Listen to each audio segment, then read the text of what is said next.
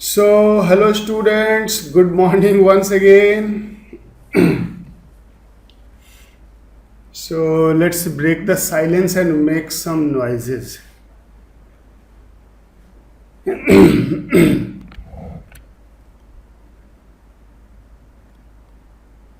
पीछे कुछ दिनों से आपकी क्लासेस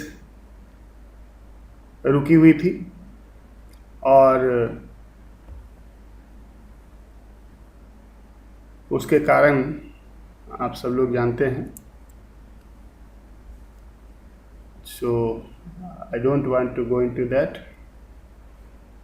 जो हुआ वो अच्छा हुआ, जो होगा वो उससे भी अच्छा होगा. इसलिए अपने काम पे फोकस करें, बाकी सब चीज़ें चलती रहती है. इतना मैं आपको जस्ट भरोसा दे सकता हूँ कि जो रिस्पॉन्सिबिलिटी आपने मुझे दी है उसको ईमानदारी से मैं निभाता रहूँगा, चाहे रास्ते में कोई आ जाए.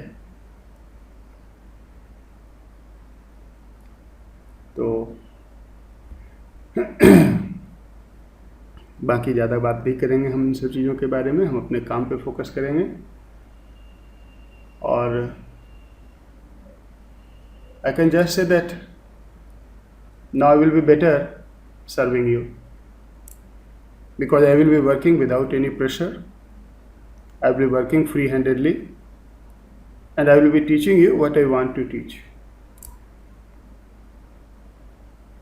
Not the one which somebody else instruct me what not to teach and what to teach.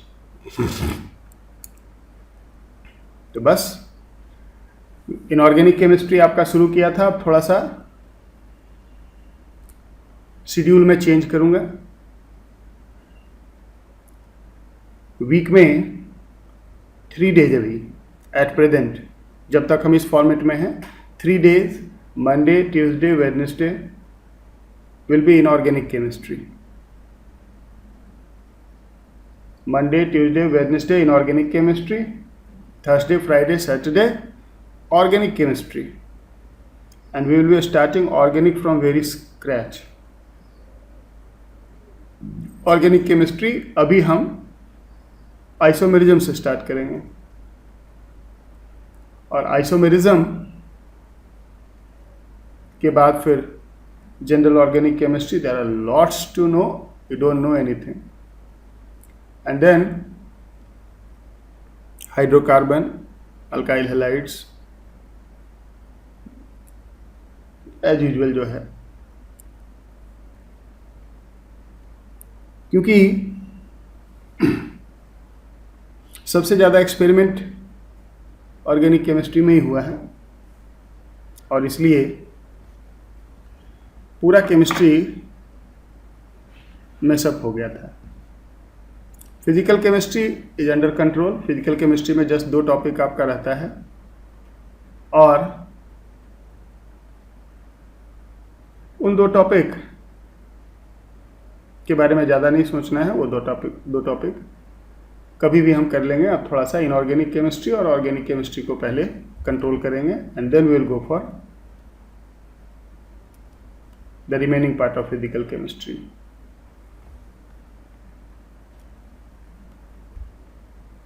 तो इनऑर्गेनिक केमिस्ट्री में ग्रुप 14 हमने स्टार्ट किया था, उसी को आज कंटिन्यू करेंगे. और आपके गूगल क्लासरूम पे जो आपके क्लास का पेज मैंने बनाया है, उस पेज पे ग्रुप 14 के असाइनमेंट में डालूंगा. जस्ट मैं आपको इंस्ट्रक्ट कर देता हूँ. असाइनमेंट उसमें that is very exhaustive assignment, multiple assignment है उसमें. एक तो उसमें थ्योरी पार्ट होगा, but actually group 13 and 14 combined होता है 11th क्लास में. इसलिए वो जो थ्योरी पार्ट है उसमें दोनों है, ग्रुप 13 भी है और ग्रुप 14 भी है. और कंप्लीट डिटेल में जो भी आपको मैं पढ़ाता हूँ वो सब उसमें लिखा हुआ भी है. उसके एंड में कुछ MCQs भी हैं उस थ्योरी के एंड में. उसके बाद फिर ग्रुप 14 ग्रुप 13 पे अलग अलग MCQs हैं और उस के बाद एट द एंड एक सब्जेक्टिव असाइनमेंट है जो एक्सक्लूसिवली एडवांस के पॉइंट ऑफ व्यू से है। और अभी आपके पास टाइम है, तो अभी थोड़ा सा आप इन चीज़ों को करके इनऑर्गेनिक केमिस्ट्री में आप अपना हैंड स्ट्रांग कर सकते हैं। सो बातें तो होते रहेगी, थोड़ा सा पढ़ाई शुरू कर लेते हैं। हमने ग्रुप 14 में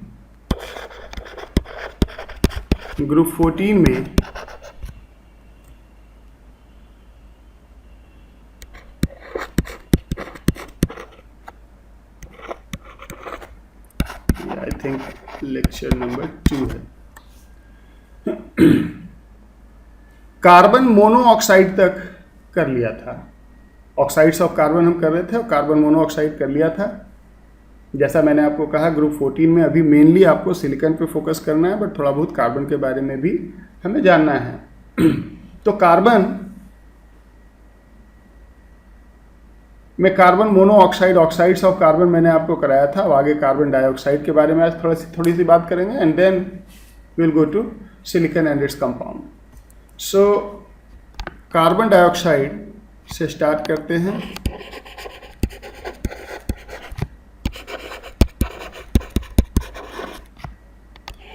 कार्बन डाइऑक्साइड तो बड़ा जनरल है, हम सब जानते हैं। एक दो इन्फॉर्मेशन है इसमें जो एग्जाम में आता है, जैसा उसको देख लेंगे। प्रिपरेशन, CO2 बनता कैसे है।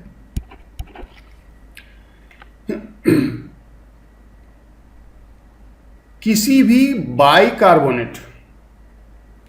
बाइकार्बोनेट को अगर हम हीट करेंगे, then that decomposes to give carbon dioxide. लेकिन अगर वो बाइकार्बोनेट अल्कली मेटल का हो, एक्सेप्ट लिथियम बाइकार्बोनेट, अगर वो अल्कली मेटल का बाइकार्बोनेट हो, sodium bicarbonate, potassium bicarbonate, rubidium bicarbonate, अगर उसे हम हीट करेंगे तो वो करस्पॉन्डिंग कार्बोनेट में कन्वर्ट होगा और CO2 देगा। By thermal decomposition of bicarbonates and carbonates.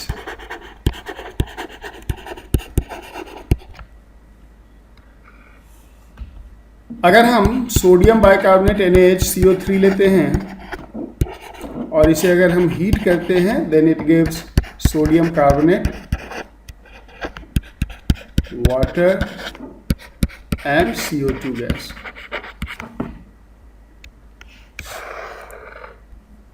That will be true for all alkali metal bicarbonate except lithium bicarbonate. lithium bicarbonate मैंने anomalous behavior में भी बताया था alkali metal में, फिर से अभी बताऊंगा। तो अगर पोटेशियम बाइकार्बोनेट भी लेते हो KHCO3 और इसको अगर हीट करते हो तो ये देगा K2CO3 plus H2O plus CO2। लेकिन लिथियम बाइकार्बोनेट, लिथियम का मैग्नीशियम के साथ डायगोनल रिलेशनशिप है, तो ये ग्रुप 2 के बाइकार्बोनेट कार्बोनेट जैसा बिहेव करेगा। इसे पहले हीट करोगे तो ये लिथियम कार्बोनेट तो बनाएगा,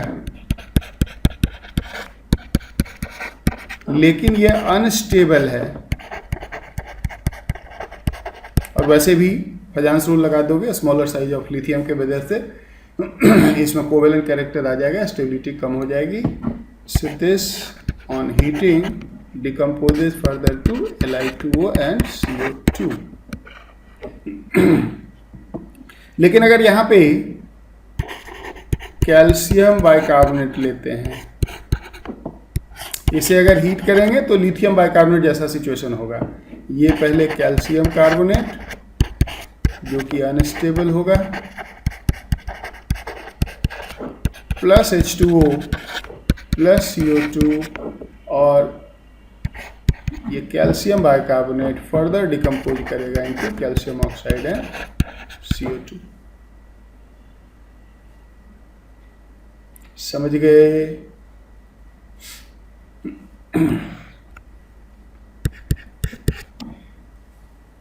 bicarbonates and carbonates, metal bicarbonates and carbonates basic salt हैं। कार्बोनिक एसिड वीक एसिड है, हम सब जानते हैं। तो अगर उसका किसी स्ट्रॉन्ग बेस के साथ सोडियम कार्बोनेट ले लो, सोडियम बाइकार्बोनेट ले लो, कैल्शियम कार्बोनेट ले लो, तो ये सब बेसिक सॉल्ट के कैटेगरी में आएगा, strong base weak acid.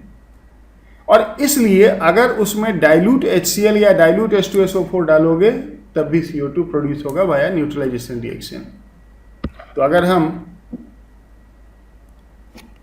Calcium carbonate लें और इसमें HCl ऐड कर दें, then it will give CaCl2 plus H2O plus CO2। इसी तरह से अगर हम कोई बाइकार्बोनेट लेते हैं NaHCO3 और इसमें अगर हम HCl ऐड करते हैं, then it gives NaCl plus H2O plus CO2। तो ये भी इनफैक्ट फर्स्ट मेथड का ही एक्सटेंशन है। कार्बोनेट से ही तो बना रहे हो, कार्बोनेट बाइकार्बोनेट से बना रहे हो, हीट कर दो या उसको स्ट्रॉन्ग एसिड के साथ, dilute solution of strong acid के साथ ट्रीट कर दो। तीसरा,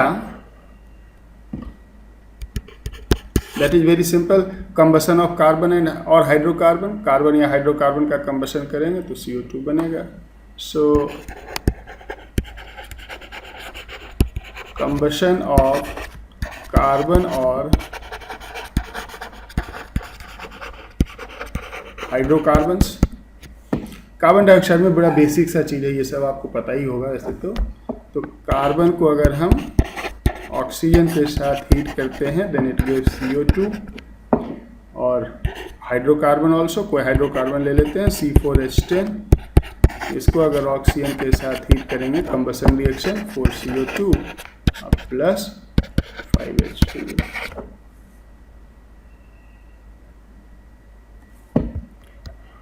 एक और मेथड होता है इसमें, ये थोड़ा इंपॉर्टेंट है, फर्मेंटेशन ऑफ शुगर। सुक्रोज का फर्मेंटेशन जब करते हैं तो पहले ग्लूकोज फ्रुक्टोज बनता है और वो फिर फर्दर आगे फर्मेंट होके इथानॉल एंड कार्बन डाइऑक्साइड देता है। अगर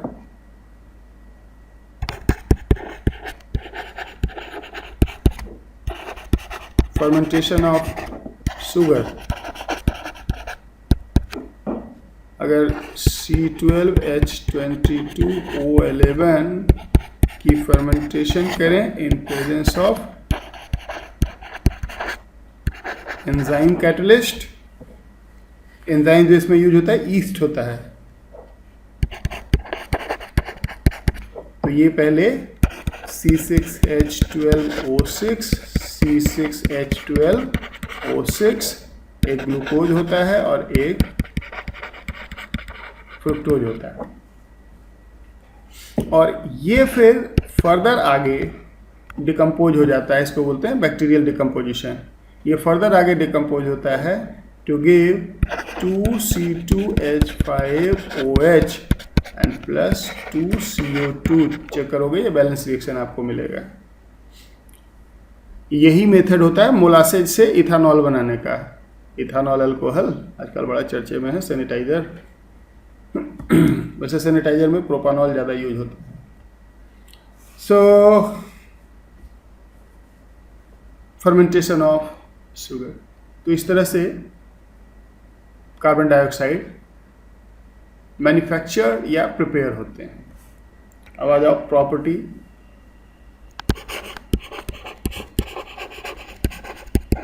प्रॉपर्टीज ऑफ CO2। सबसे पहले इसका स्ट्रक्चर,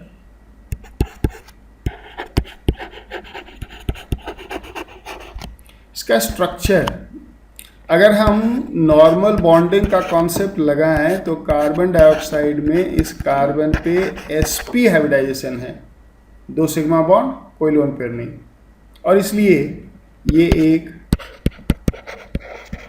लीनियर मॉलिक्यूल होगा। लेकिन इसमें जो 2 पाई बॉन्ड है उसमें कुछ पॉइंट्स हैं, क्वेश्चन के पॉइंट ऑफ व्यू से जरा सा उसको हम देखते हैं। अगर आप देखें कार्बन पे hybridization sp, carbon excited state में 2s1 2p3 होता है, या इसको आप देख सकते हैं इस तरह से 2s1 and 2p3। sp hybridisation में इस कार्बन का सिर्फ 2 ही ऑर्बिटल यूज हो रहा है, एक s और एक p, और 2 p ऑर्बिटल पाई बॉन्डिंग में जाएगा, and pi bond is formed by parallel p orbitals. और मान लो ये अगर px है तो ये py होगा, ये pz होगा। तो अगर हम देखें तो कार्बन के दो sp हाइब्रिड ऑर्बिटल तो 2 सिग्मा बॉन्ड बनाएगा ऑक्सीजन के साथ, और इसके पास 2 परपेंडिकुलर p ऑर्बिटल है, py एंड pz। मान लो py इस ऑक्सीजन के py के साथ बॉन्ड बनाया, तो दूसरा ऑक्सीजन का pz ऑर्बिटल का इलेक्ट्रॉन पाई बॉन्ड बनाएगा इस कार्बन से।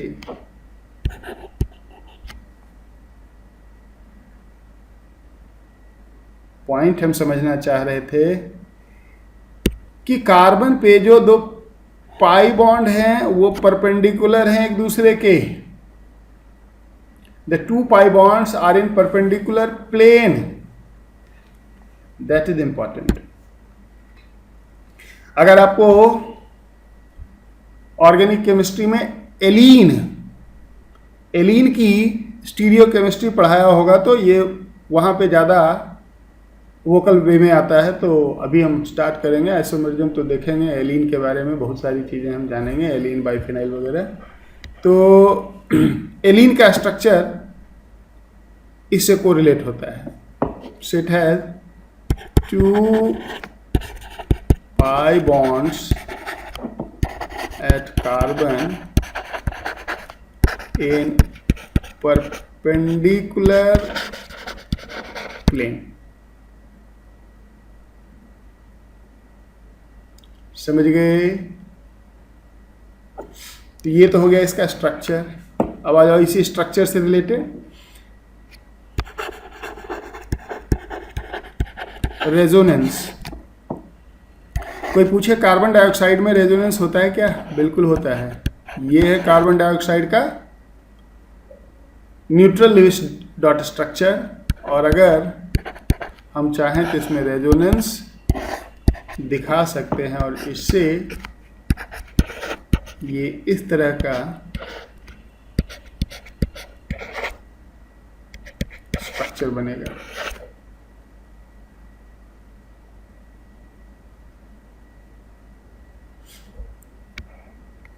ड्यू टू दिस रेजोनेंस, यहां जो कार्बन ऑक्सीजन के बीच का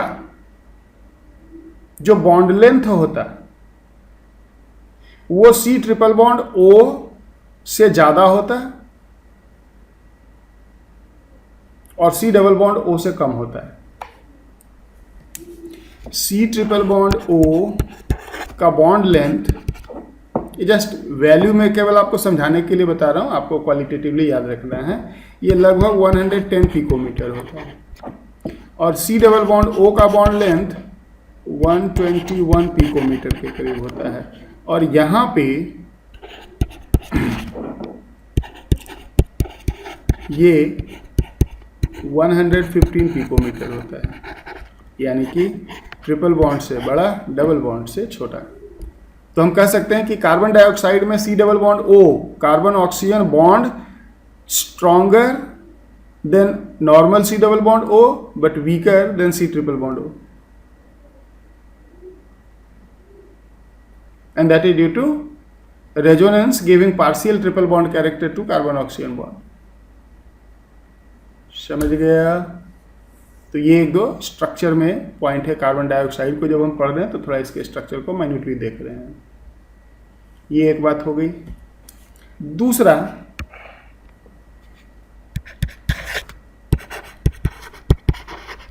एसिडिटी. कार्बन डाइऑक्साइड को जब हम वाटर में डिसॉल्व करते हैं तो ये H2CO3 देता है, जिसे हम कार्बोनिक एसिड कहते हैं. And that carbonic acid is a week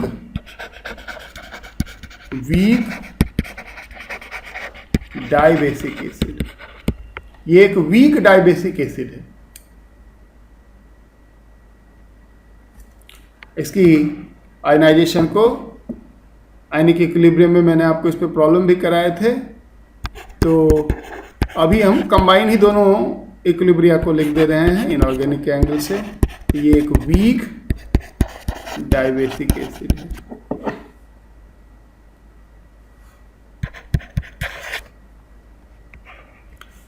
CO2 is non-combustible.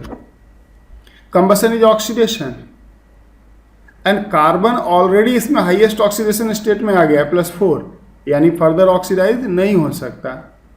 So it's a non combustible. अब देखो इसकी ये नॉन कंबस्टिबिलिटी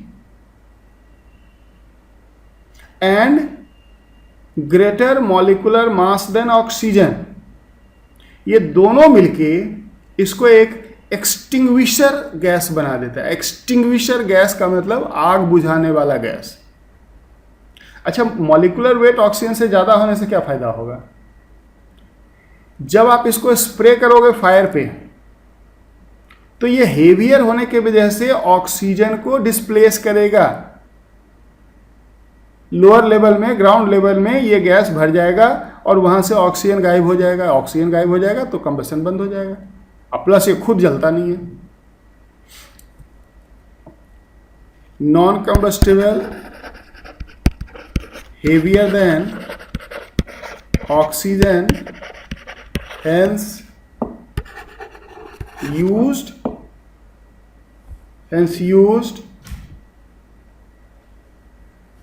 in fire extinguisher. अच्छा, ऐसे ये मैं एक जनरल नॉलेज बताता हूँ CO2 का, अभी इसी से रिलेटेड है. अक्सर सुनते होंगे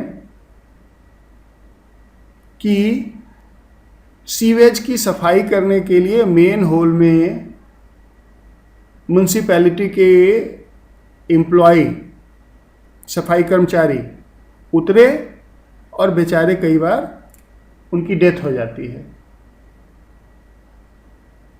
उसका एक कारण इससे रिलेटेड है.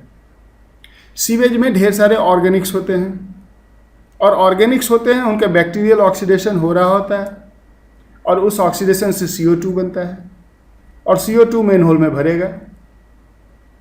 CO2 ऑक्सीजन से भारी है तो मेन होल में जो ऑक्सीजन होगा उसको निकाल देगा. पूरा मेन होल भर जाएगा कार्बन डाइऑक्साइड से.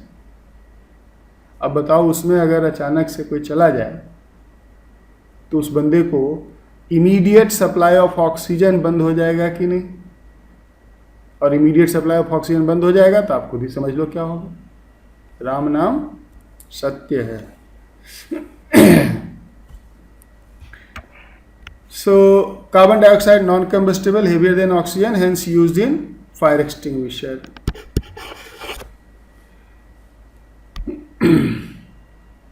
Solid CO2 जिसे कि ड्राई आइस भी कहते हैं. कार्बन डाइऑक्साइड को अगर हम कंडेंस करें तो ये सॉलिडिफाई हो जाएगा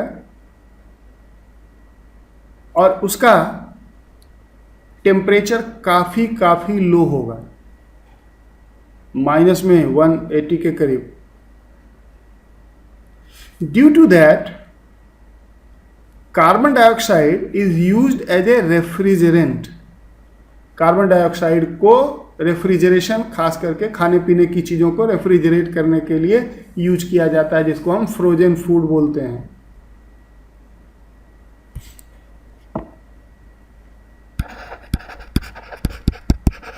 sublines at room temperature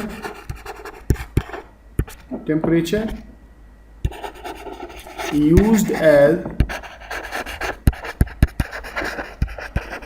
refrigerant in food transport। खास करके फूड ट्रांसपोर्ट, एक जगह से दूसरी जगह फूड को, जो कि जल्दी ख़राब होने वाली चीज़ें हैं, उसको ट्रांसपोर्ट करने के लिए हम CO2 रेफ्रिजरेंट यूज़ करते हैं।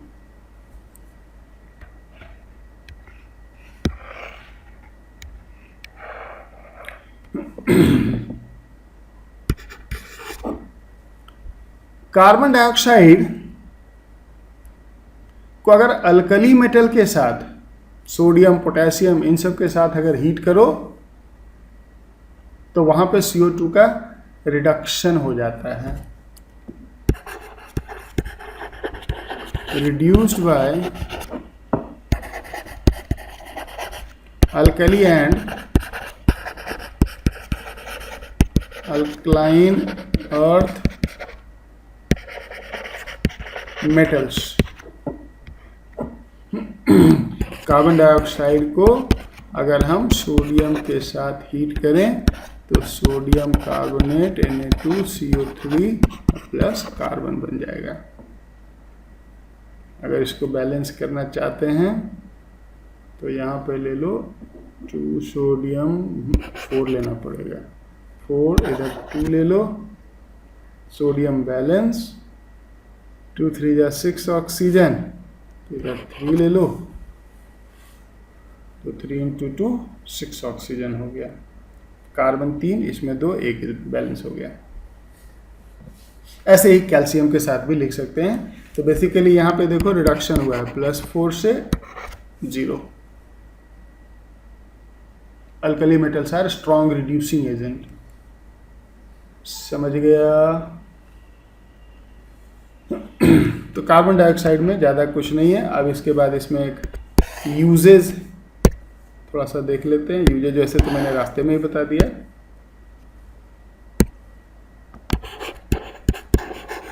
यूजेज, कार्बन डाइऑक्साइड का सबसे बड़ा यूज है यूरिया के मैन्युफैक्चरिंग में। यूज्ड इन द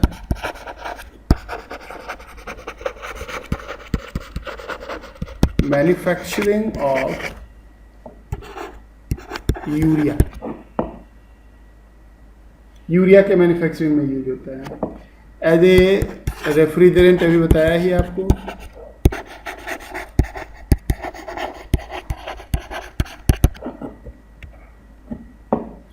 अगर आपको कुछ याद आता हो, सोडियम कार्बोनेट का प्रिपरेशन सॉल्वे प्रोसेस से, तो ये caustic soda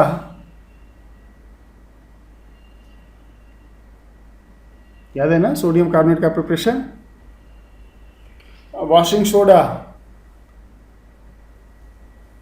and baking soda, caustic soda नहीं, washing soda and baking soda. So used in the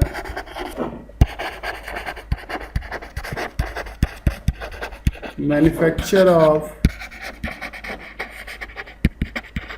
caustic soda KOH होता है, washing soda and baking soda by कौन सा प्रोसेस था याद है?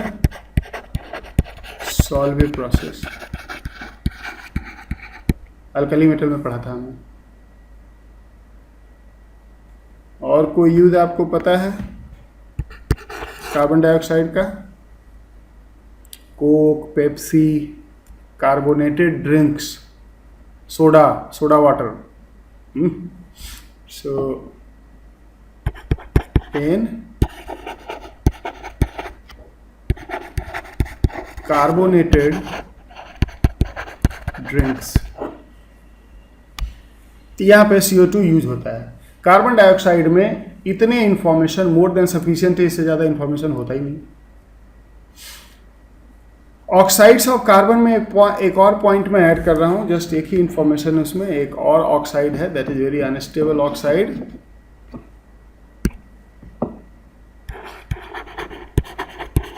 कार्बन सब ऑक्साइड उसे बोलते हैं, और इसका फॉर्मूला होता है C3O2.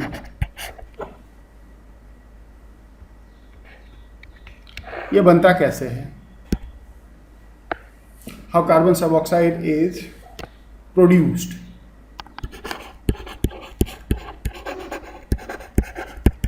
Preparation.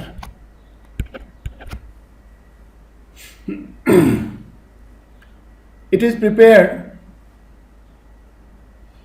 by just one single reaction, malonic acid. Malonic acid एक खास एसिड होता है, बताया होगा आपको. मेलोनिक एसिड को अगर हम फॉस्फोरिक एसिड के साथ हीट करते हैं तो मेलोनिक एसिड के डिहाइड्रेशन से कार्बन सब ऑक्साइड बनता है. Malonic acid is CH2 C double bond OH COOH, इसी को कहते हैं मेलोनिक एसिड.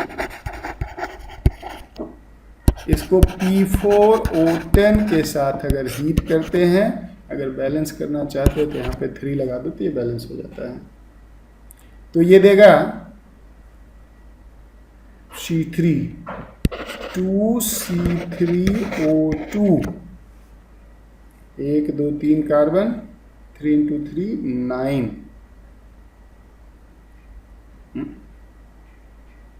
तीन बनेंगे, 2 नहीं बनेंगे. अब प्लस ऑक्सीजन को वाटर से बैलेंस कर दो तो 2 2 4 3 12 6H2O हो जाएगा, या 6H2O इसमें लग जाएगा तो ये 4H3PO4 हो जाएगा phosphoric acid.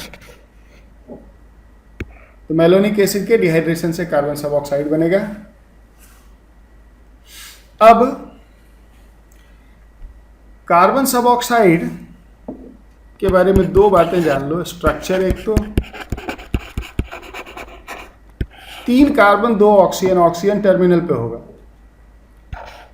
C double bond C double bond C double bond O double bond O.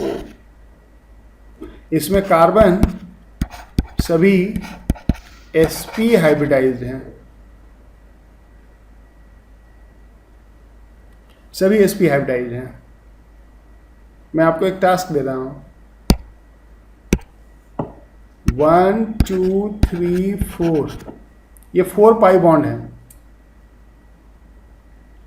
आपको बताना है उनके प्लेन में रिलेशन किसके किसके, 1 2 1 3 1 4, फिर 2 3 एंड 2 4.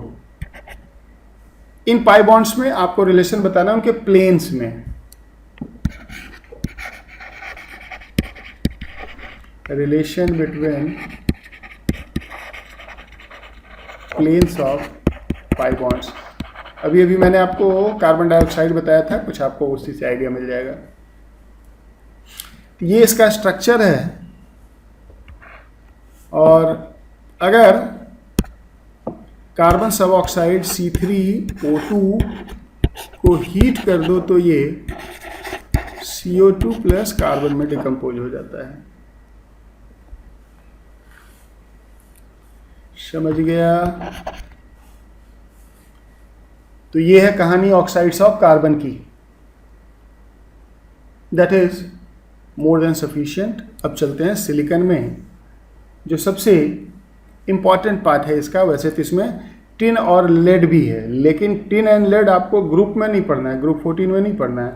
आपको आईआईटी के लिए मेटलर्जी थोड़ा डिफरेंट तरीके से पढ़ना है। मेटलर्जी आईआईटी का सिलेबस अगर देखोगे तो मेटलर्जी उसमें अलग से एक टॉपिक है जिसमें 8 मेटल्स, 8 मेटल का एक्सट्रैक्शन करना है बाय 4 डिफरेंट मेथड।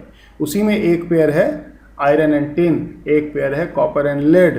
तो टिन एंड लेड वहाँ पे मेटलर्जी में उसमें काफ़ी डेप्थ जाना होता है, तो यहाँ पे हम ग्रुप में अलग से उसको डिस्कस नहीं करते हैं, वो अलग से इंडिपेंडेंट टॉपिक ही है। Extraction of tin, extraction of lead, compounds of tin, compounds of lead, that's a very huge topic, metallurgy उसका नाम है।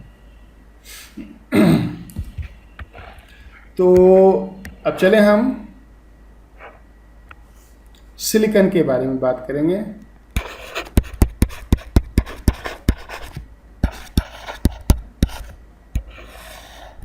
सिलिकॉन में 3 पार्ट्स में इसको हम डिस्कस करेंगे। सबसे पहले तो सिलिकॉन एलिमेंट, इसमें सबसे पहले सिलिकॉन का एक्सट्रैक्शन, प्रॉपर्टीज वगैरह ये सब देखना है। देन इसमें कंपाउंड आएगा सिलिकॉन्स, सिलिकॉन्स को एक कंपाउंड नहीं, फैमिली ऑफ कंपाउंड है। And then silicates. इतनी बातें सिलिकॉन्स में हम करने जा रहे हैं। तो आज हम स्टार्ट करते हैं एक्सट्रैक्शन ऑफ सिलिकॉन्स।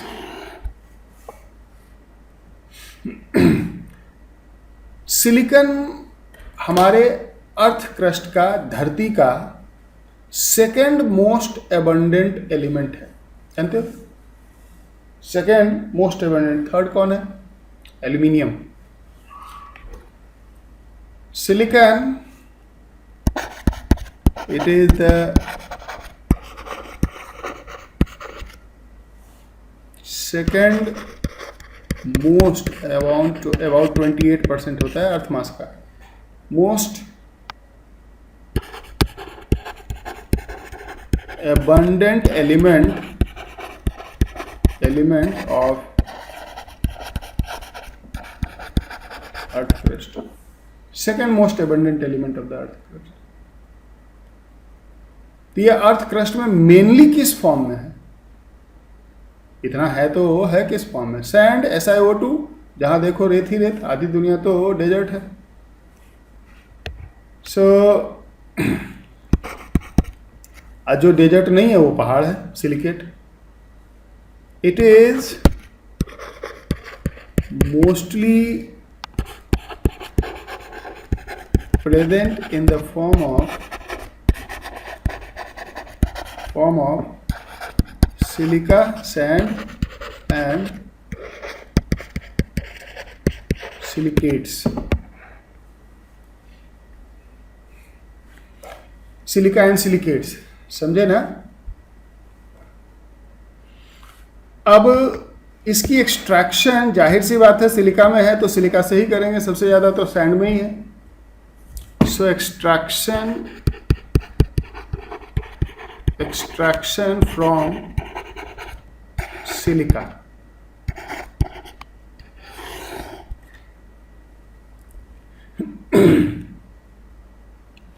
सिलिका को हम कार्बन के साथ, ग्रेफाइट के साथ somewhere around 2200 degree, 2200 degree Celsius पे हीट करते हैं। थोड़े टेम्परेचर से कुछ नहीं होता सिलिका का। देखते हो सिलिका में, सैंड में पॉपकॉर्न बन रहा होता है, पॉपकॉर्न जितना मर्जी बना लो, सैंड नहीं जाता कहीं। यानी कि ऑर्डिनरी टेम्परेचर पे सैंड का कुछ नहीं होता सिलिका का। सो सिलिका SiO2 को कार्बन के साथ समवेयर अराउंड 2200 डिग्री सेल्सियस पे हीट करते हैं। Then it gives silicon plus carbon monoxide. याद रखना, at such a high temperature carbon is oxidize to carbon monoxide. अगर टेम्परेचर 1200 केल्विन से कम होता है तो CO2 बनता है, 1200 केल्विन से ज़्यादा हुआ तो कार्बन मोनोऑक्साइड बनता है। इवन कार्बन डाइऑक्साइड को भी अगर 1200 केल्विन के ऊपर हीट कर दो तो डिकम्पोज करके कार्बन मोनोऑक्साइड और ऑक्सीजन दे देगा। समझा? अब इसमें खास क्या है जरा सुनो। एलिमेंट्स का एक्सट्रैक्शन के मेथड्स के नाम हैं, कई मेथड्स आपको आगे बताएंगे। जैसा अभी मैंने बोला मेटलर्जी में 4 मेथड हैं, carbon reduction method, self reduction method, electrolytic reduction method and cyanide process. तो कई बार नाम वगैरह मैचिंग के लिए आ जाता है कि सिलिकॉन का एक्सट्रैक्शन किस मेथड से होता है, तो उसमें ये आएगा, ये है कार्बन रिडक्शन मेथड, जिसमें carbon as a reducing agent use हो रहा हो। तो इसलिए इसको हम बोलते हैं, इस मेथड को, it is known as carbon reduction method. इसको हम कार्बन रिडक्शन मेथड के नाम से जानते हैं। दूसरा पॉइंट, इसमें silica has to be in excess, बात को ध्यान से समझना, silica has to be in excess to avoid formation of silicon carbide. अगर सिलिका एक्सेस में नहीं लोगे तो सिलिकॉन कार्बाइड बन जाएगा। क्यों? It has to be in access.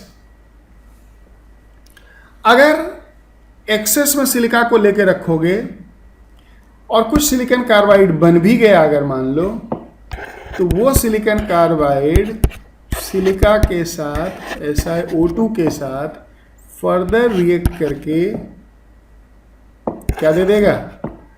Silicon plus carbon monoxide. So to avoid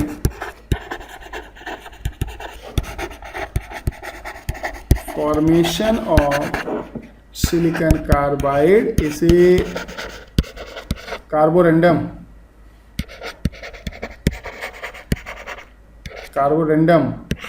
कहते हैं सिलिकॉन कार्बाइड को। It is harder than diamond, diamond को कट करने के लिए, डायमंड की पॉलिशिंग वगैरह के लिए इसे यूज करते हैं, लेथ मशीन में यूज करते हैं। So to avoid formation of silicon carbide,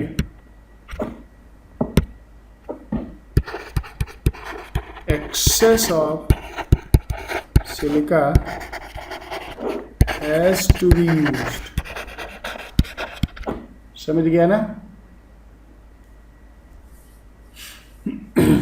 इससे जो सिलिकॉन मिलता है वो सिलिकॉन अराउंड 96 से 99% प्योर होता है। सिलिकॉन obtained here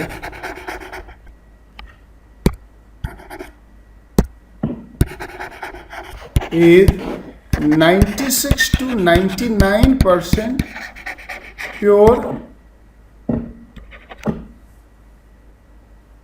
आगे देखेंगे हाई प्योरिटी सिलिकॉन कैसे बनता है, इससे industrial grade large scale silicon बनेगा। दूसरा फिर आता है by reduction of silicon halide, high purity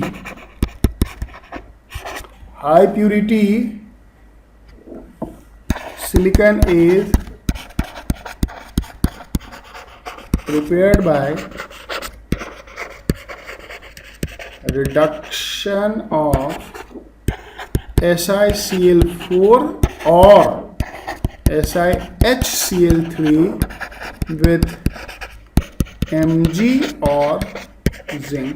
magnesium, zinc ये सब कॉमन रिड्यूसिंग एजेंट है, और सिलिकॉन हैलाइड या SiHCl3 ये क्लोरोफॉर्म का इक्विवेलेंट है का अगर हम रिडक्शन करें मैग्नीशियम जिंक के साथ तो वो भी रिड्यूस होकर सिलिकॉन देता है, और इससे जो सिलिकॉन मिलता है उसकी प्यूरिटी काफ़ी ज़्यादा होती है, हायर प्यूरिटी वाला सिलिकॉन इससे मिलेगा।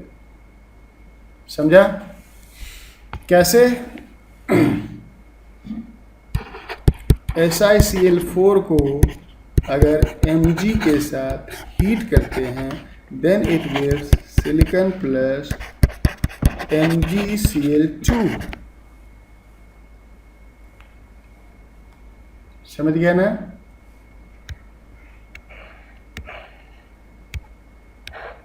MgCl2। इसी तरह से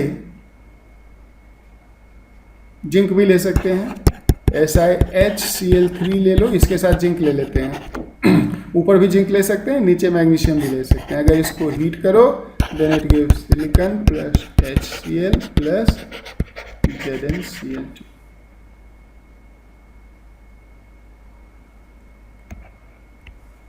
तीसरा, bye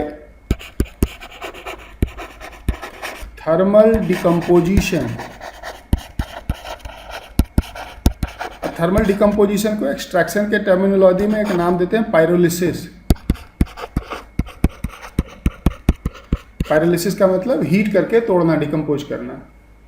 bye thermal decomposition of SiI4 और SiH4, सिलिकॉन आयोडाइड और सिलिकॉन हाइड्राइड को अगर हीट कर दो then it decomposes to give silicon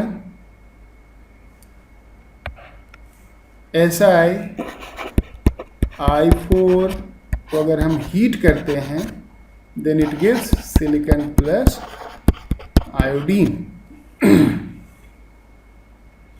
actually ये प्यूरिफिकेशन ऑफ सिलिकॉन के लिए यूज होता है। क्या करते हैं, जो ऊपर फर्स्ट मेथड से सिलिका से सिलिकॉन बनाए उसको पहले हम टेट्रा आयोडाइड में कन्वर्ट करते हैं, और सिलिकॉन आयोडाइड जो है ये वोलाटाइल होता है, तो उसको थोड़ा सा हीट करके हम कंडेंस कर लेते हैं दूसरी जगह में, और उस कंडेंसेट को प्योर फॉर्म में जब हम हीट करते हैं तो फर्दर डिकम्पोज करके सिलिकॉन और आयोडीन वेपर देगा, आयोडीन वेपर निकल जाएगा और सिलिकॉन आपको मिल जाएगा। समझा?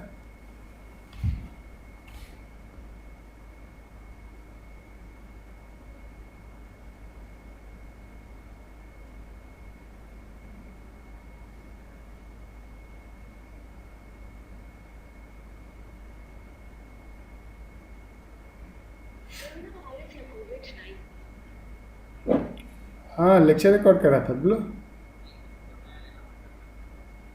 अच्छा,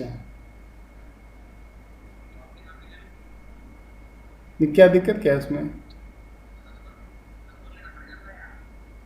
तो कल बोल रहे थे ना आपने लिया था। कोई दिक्कत नहीं है तो चलाओ उसको, अगर दिक्कत है तो फिर मेरे नाम पे ले सकते हो।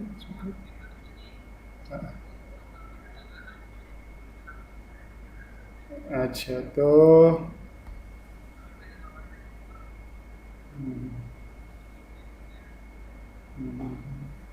चल मैं अभी आधे घंटे में कॉल करता हूँ, जरा लेक्चर ख़त्म करके मैं शूटिंग करूँ।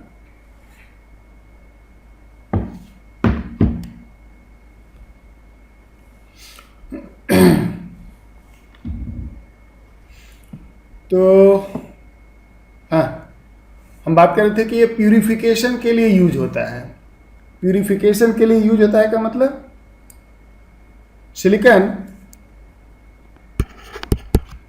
को पहले हम आयोडीन के साथ माइल्ड हीटिंग करते हैं तो ये बन जाता है, सिलिकॉन वेपर बन जाता, और उसको हम सेपरेट करके फिर डिकम्पोज करके और जिसमें हम किसी एलिमेंट को वेपराइज करके और फिर उसको डिकम्पोज करके एलिमेंट को, प्योर एलिमेंट को रिकवर करते हैं, वो एक नाम भी उसको जाना दिया जाता है। इसको बोलते हैं van आर्केल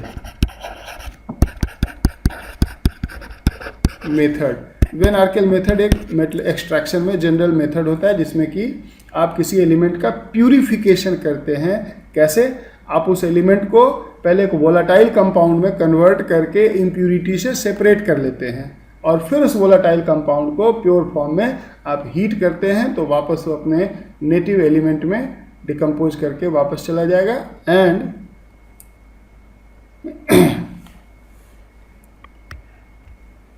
by products vapour phase में होगा जो निकल जाएगा। तो ये हो गया। एक और मेथड इसका प्रिपरेशन का है,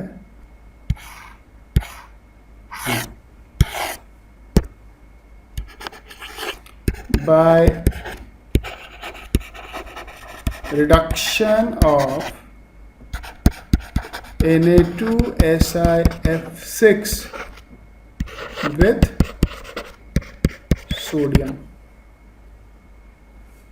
इससे सेमी कंडक्टर ग्रेड का सिलिकॉन यानी कि मैक्सिमम प्यूरिटी वाला सिलिकॉन इससे बनता है। Na2SiF6 प्लस 4 सोडियम ले लो, ये 6NaF plus silicon and most pure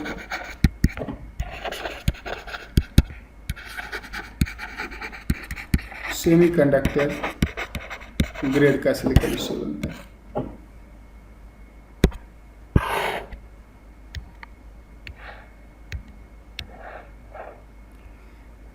number 5 नहीं 4।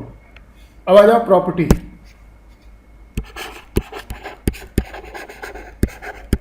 प्रॉपर्टीज ऑफ सिलिकॉन, सिलिकॉन की प्रॉपर्टी।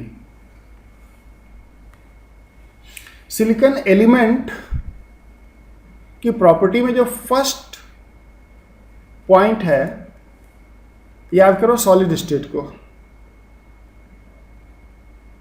सॉलिड स्टेट में हमने पढ़ा था कि किसी भी एलिमेंट्स के सॉलिड स्टेट में इलेक्ट्रॉन्स डिफरेंट एनर्जी स्टेट में होते हैं और एनर्जी स्टेट के बीच की स्पेसिंग डिसाइड करता है उसकी इलेक्ट्रिकल कंडक्टिविटी। तो सिलिकॉन के एनर्जी स्टेट्स के बीच का डिफरेंस कम होता, more than metal but less than non metal, और इसलिए इसकी conductivity less than metal but more than non metal होता, and it is used as a semiconductor.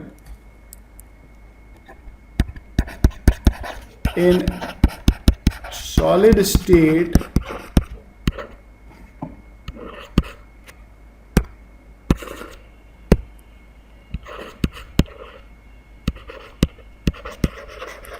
energy levels are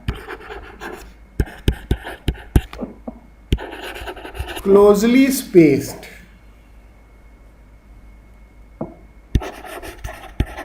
Closely spaced, hence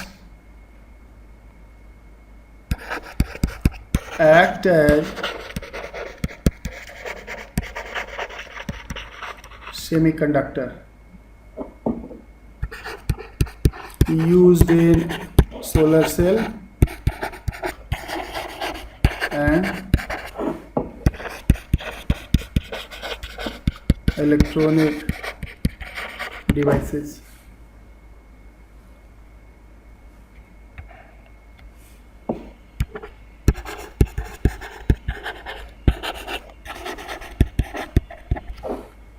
silicon की rusting weathering नहीं होती, लेकिन अगर high temperature पे हीट करेंगे इसको, then it oxidizes to silicon. अगर सिलिकॉन को ऑक्सीजन के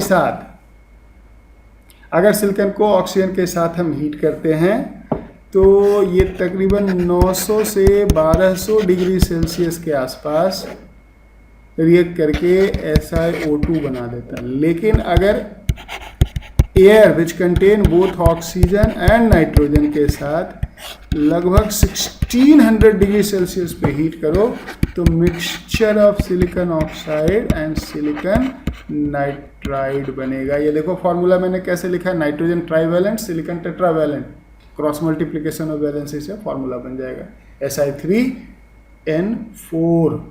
समझ गया ना। अब इसके बाद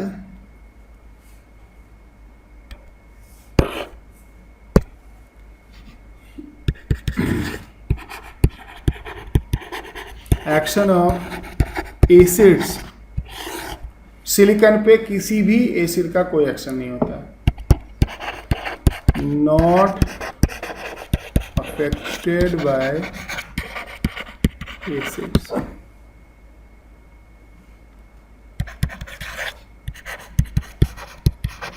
action of strong base.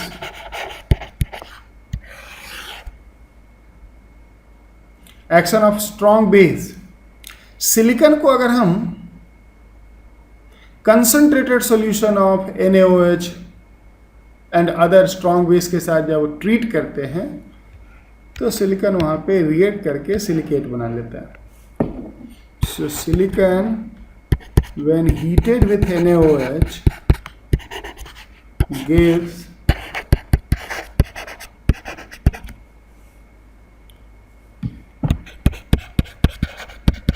silicate evolving hydrogen gas.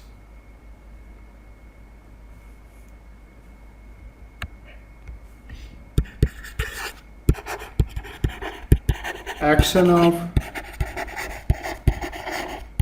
Halogens, अगर सिलिकॉन को किसी भी हैलोजन के साथ हीट कर दो तो ये सिलिकॉन टेट्रा हैलाइड बना लेगा, सिलिकॉन टेट्राफ्लोराइड या सिलिकॉन टेट्राक्लोराइड एक्सेट्रा। तो सिलिकॉन एलिमेंट में इतना है, इससे ज़्यादा कुछ नहीं है। सिलिकॉन की मेनली प्रिपरेशन जो है वही थोड़ा इंपॉर्टेंट है। अब आ जाओ silicones. Silicones and silicates very very important.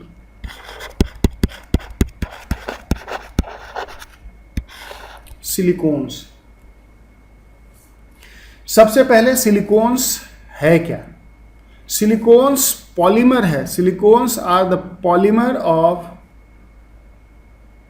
silicon oxide, organosilicon oxide, silicon oxide with some organic functional group present on silicon. It is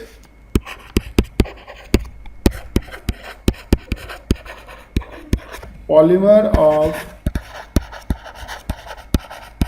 organosilicon oxides. It is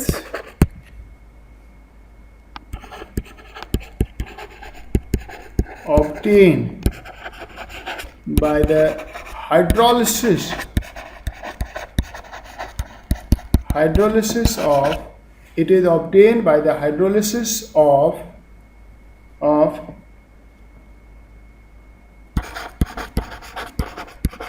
organosilicon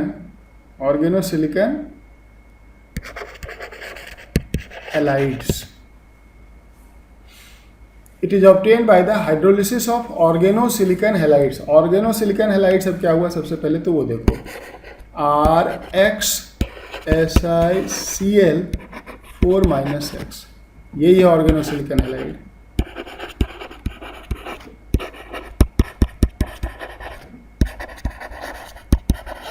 यहाँ पे x की वैल्यू लेस देन 4 होगी, जैसे CH3SiCl3, C2H5(2)SiCl2, C6H5(3)SiCl। They are organosilicon halides. इन्हीं की hydrolysis करने पे silicones बनता है। तो सबसे पहले इसका फर्स्ट स्टेप होता है प्रिपरेशन ऑफ ऑर्गेनोसिलिकन हैलाइड। वो कैसे बनेगा? तो सबसे पहले it is obtained in a two step process. First, preparation of organosilicon halides। देखो कैसे बनता है। सेकेंड स्टेप होगा hydrolysis. Preparation of organosilicon halides.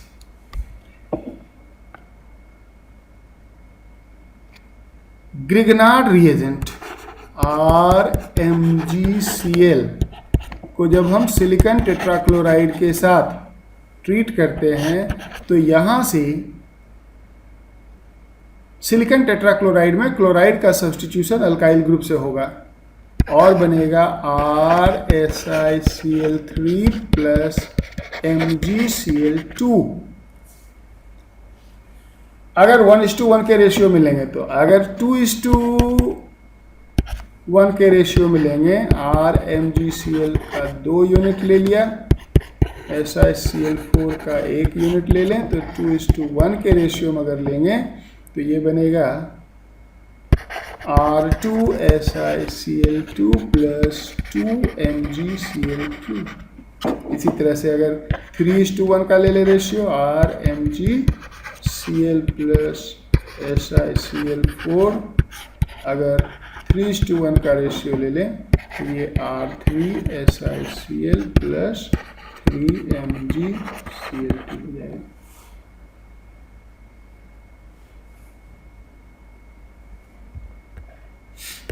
समझ गया ना? तो इस तरह से सबसे पहले हम ऑर्गेनोसिलिकॉन हैलाइड्स बनाते हैं, and then comes the next step which is hydrolysis of organosilicon halides. Silicones के कई क्लास होते हैं, डिपेंड करेगा कि कौन सा ऑर्गेनोसिलिकॉन हैलाइड का हमने हाइड्रोलिसिस किया है, एंड देन अकॉर्डिंगली हमें वो सिलिकॉन मिलेगा। 3 मेजर टाइप के सिलिकॉन्स होते हैं। तो सेकेंड स्टेप हाइड्रोलिसिस, इसका स्टेप 2 हो जाएगा।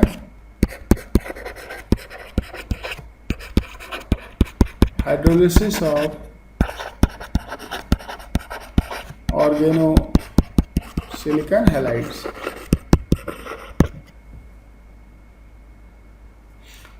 अब इसमें डिफरेंट हैलाइड्स को लेंगे तो डिफरेंट टाइप्स ऑफ सिलिकॉन बनेगा। Formation of linear chain silicones. Linear chain मतलब स्ट्रेट चेन सिलिकॉन जिसमें कोई ब्रांचिंग नहीं हो, that is obtained by the hydrolysis of dialkyl silicon halide by hydrolysis of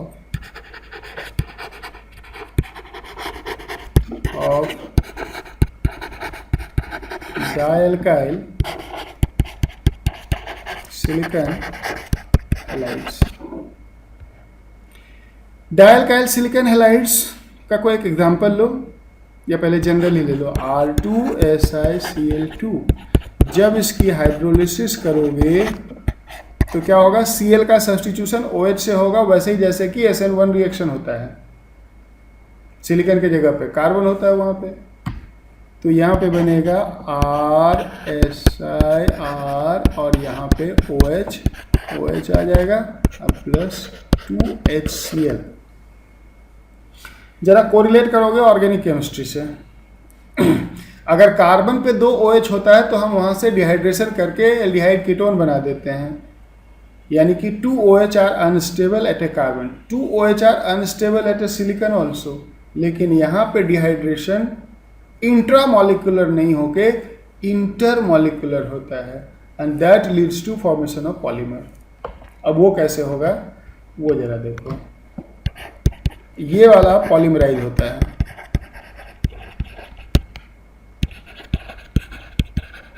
that is polymerase.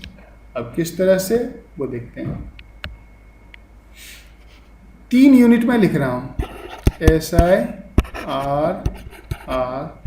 OH OH OH Si OH R OH Si OH R। ये 3 unit मैंने लिखा है। अब देखो क्या होगा, इंटरमॉलिक्यूलर डिहाइड्रेशन, और ये प्रोसेस आगे चलते रहेगा, कॉन्टिन्यूअस चेन बनते रहेगा। तो जो पॉलीमर बनेगा वो दिखेगा कैसा, वो पॉलीमर दिखेगा इस तरह से, देखो O आगे ये एक्सटेंडेड है, SiR O SiR O SiR, और ये चलता जाएगा इस तरह से। इसी को हम कहते हैं linear chain silicon. Linear chain का मतलब क्या हुआ? ये बाइफंक्शनल है, बाइफंक्शनल है, दोनों एंड से एक्सटेंड हो रहा है, और बाकी के जो दो ग्रुप हैं वो इनर्ट है आर, उधर से पॉलीमराइजेशन नहीं हो सकता। तो ये एक स्ट्रिंग की तरह, एक लीनियर चेन की तरह एक्सटेंड होते रहेगा, इसमें कोई ब्रांचिंग का स्कोप नहीं होगा। समझ गए? So it is linear chain silicon.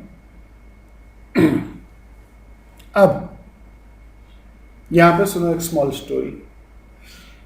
किसी भी पॉलीमर की प्रॉपर्टी उसके मोलर मास पे डिपेंड करता है। जितनी ज्यादा मोलर मास उतनी ज्यादा पॉलीमर की डेंसिटी होगी, उतना ज्यादा मेल्टिंग पॉइंट होगा, और एक सर्टेन मोलर मास के बाद तो मेल्ट होना भी बंद हो जाएगा। अब अगर हम इस रिएक्शन को देखें तो ये तो नेवर एंडिंग रिएक्शन होगा, क्योंकि हर जगह एंड में तो एक OH मिलेगा, और ये OH मिलेगा तो ये दूसरे के OH के साथ डिहाइड्रेट करेगा, यानी कि ये चेन के एंड पे कभी खत्म ही नहीं होगा रिएक्शन, है या नहीं? ये तो एंड पे मान लो दो चेन बन गया, दोनों चेन के एंड पे OH है, दोनों चेन ही आपस में जुड़ जाएगा। यानी कि थ्योरेटिकली इसका अंत क्या होगा कि सारे R2SiOH मिलके एक ही चेन, सिंगल चेन के थ्रू कनेक्ट हो जाएंगे। और अगर ऐसा हो गया तो उस पॉलीमर का मोलर मास, उस सिलिकॉन का मोलर मास इनफाइनाइटली लार्ज हो जाएगा, और इनफाइनाइटली लार्ज हो जाएगा तो उसकी विस्कोसिटी, डेंसिटी इतनी ज़्यादा हो जाएगी कि वो पॉलीमर किसी काम का ही नहीं रह जाएगा।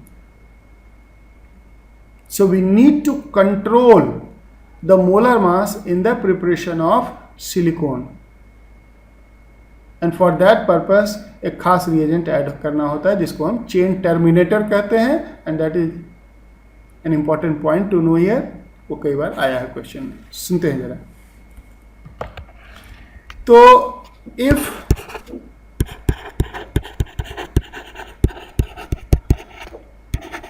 polymerization is allowed to continue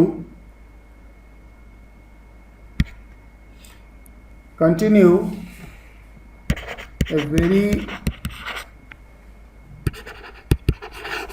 high molar mass,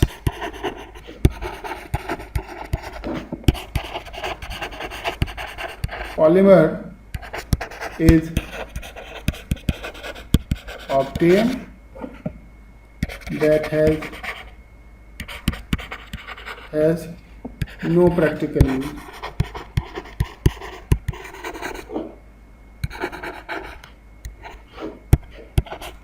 To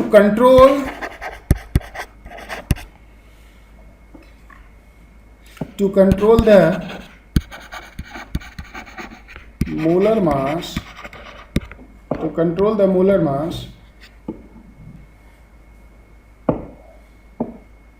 small amount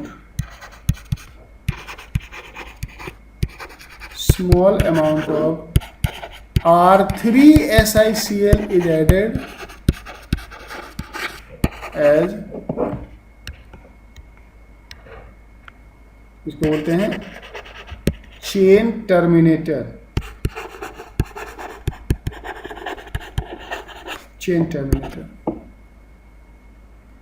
ये कैसे चेन टर्मिनेटर का काम करता है, ये कैसे मोलर मास को कंट्रोल करता है, जरा देखेंगे।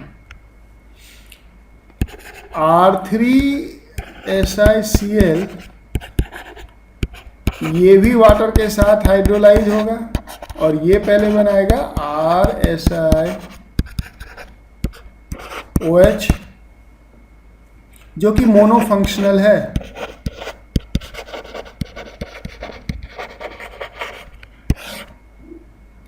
ये एक साइड से रिएक्ट कर गया तो वहीं पे चेन टर्मिनेट हो जाएगा, क्योंकि अब दूसरा OH नहीं है आगे चेन को एक्सटेंड करने के लिए, तो ये चेन की कैपिंग कर देगा, चेन की कटिंग कर देगा, चेन वहीं पे रुक जाएगा।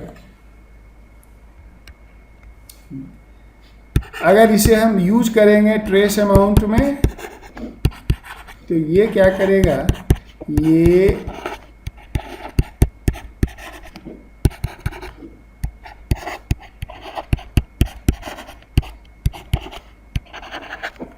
है ग्रोइंग पॉलीमर चेन।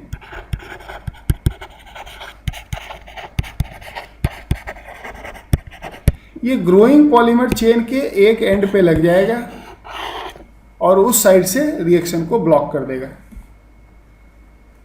या नहीं, कुछ इस तरह से RSI RRO SiO चलते जाएगा ये इस तरह से।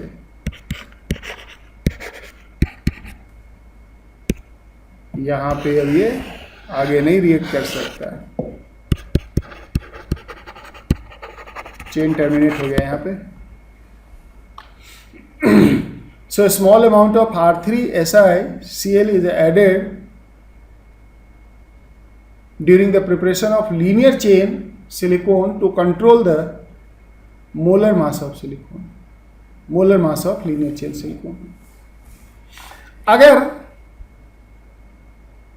अगर हम हाइड्रोलिसिस ऑफ R2SiCl2 करवाएं in the limited amount of water, controlled hydrolysis, उस केस में एक खास तरह का सिलिकॉन बनता है, cyclic silicon.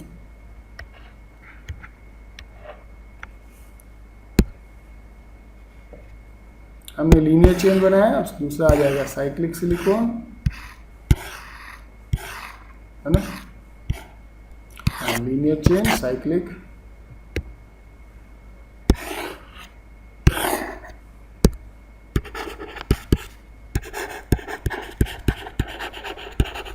Preparation of cyclic silicone. If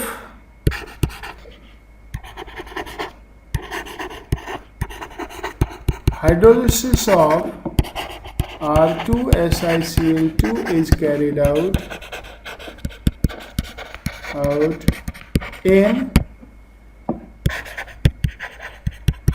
limited supply of water, cyclic silicone are formed।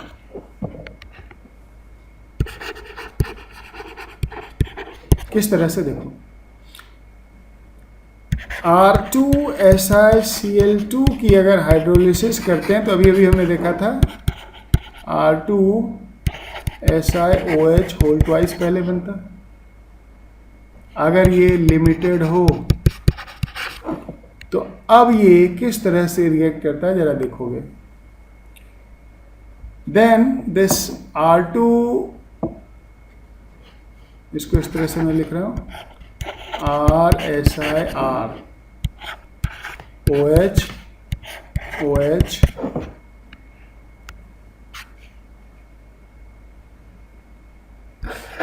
SiR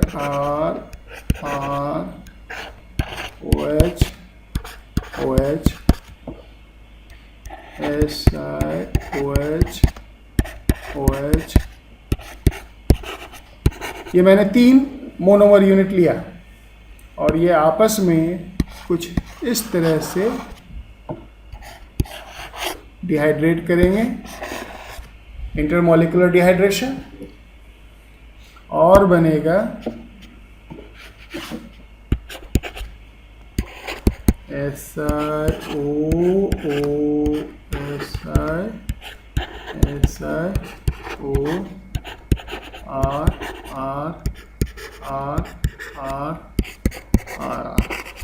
और ये 6 मेंबर्ड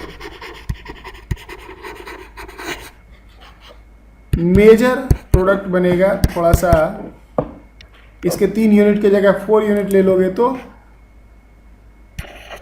8 मेंबर्ड रिंग भी बनता है इसमें, बट वो माइनर प्रोडक्ट्स होते हैं।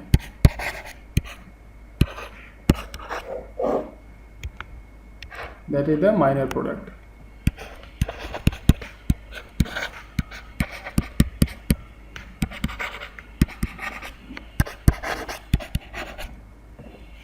ये माइनर प्रोडक्ट्स होंगे। तो इस तरह से लीनियर चेन और साइक्लिक चेन सिलिकॉन्स बनते हैं। इन दोनों सिलिकॉन्स का जो कॉमन यूज है, ये लिब्रिकेंट्स की तरह यूज होते हैं, क्योंकि इसमें स्मूथनेस होता है, ये एक विस्कस लिक्विड की तरह होते हैं। Both linear chain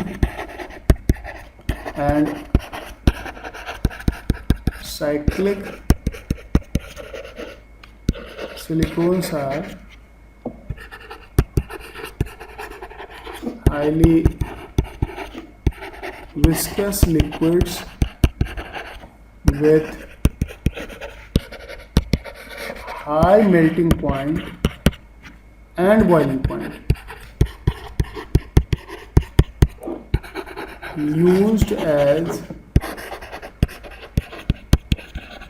lubricants and greases। Black colour का देखते हैं ना, बेयरिंग, बॉल बेयरिंग में डालते हैं, lubricants and greases। तो ये था इतना आज के लिए। अब कल क्रॉसलिंक्ड सिलिकॉन्स, सिलिकेट्स, थोड़ा सा ग्लास के बारे में भी पढ़ना है हमें, और अगर टाइम मिला तो फिर आगे हम ग्रुप 15 स्टार्ट कर लेंगे। आपके क्लासरूम पे इस पे असाइनमेंट्स वगैरह आज अपलोड हो जाएगा, तो आप वहाँ से लेके उसको करना शुरू कर देंगे। And just have faith, everything will be done on time and in a much better than the earlier one. Thank you.